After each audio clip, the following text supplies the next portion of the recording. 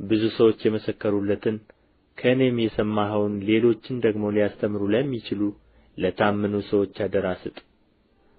እንደ ኢየሱስ ክርስቶስ በጎ ወታደር ሆነህ አብረኸኝ መከራ ተቀበል። የሚዘምተው ሁሉ ለጦር ያስከተተውን ደስ ያሰኝ ዘንድ ትዳር በሚገኝበት ንግድ ራሱን አያጠላልፍም።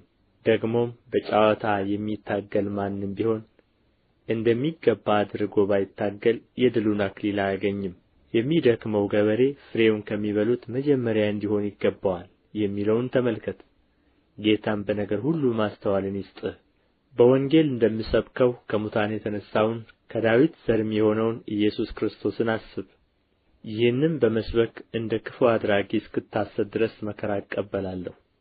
የእግዚአብሔር ቃል ግን አይታሰርም። ስለዚህ እነርሱ ደግሞ በክርስቶስ ኢየሱስ ያለውን መዳን ከዘላለም ክብር ጋር እንዲያገኙ ስለ ተመረጡት በነገር ሁሉ እጸናለሁ። ቃሉ የታመነ ነው እንዲህ የሚለው ከእርሱ ጋር ከሞትን ከእርሱ ጋር ደግሞ በሕይወት እንኖራለን። ብንጸና ከእርሱ ጋር ደግሞ እንነግሣለን። ብንክደው እርሱ ደግሞ ይክደናል። ባናምነው እርሱ የታመነ ሆኖ ይኖራል፣ ራሱን ሊክድ አይችልምና። ይህን አሳስባቸው፣ በቃልም እንዳይጣሉ በእግዚአብሔር ፊት ምከራቸው። ይህ ምንም የማይረባ የሚሰሙትንም የሚያፈርስ ነውና። የእውነትን ቃል በቅንነት የሚናገር የማያሳፍርም ሠራተኛ ሆነህ የተፈተነውን ራስህን ለእግዚአብሔር ልታቀርብ ትጋ።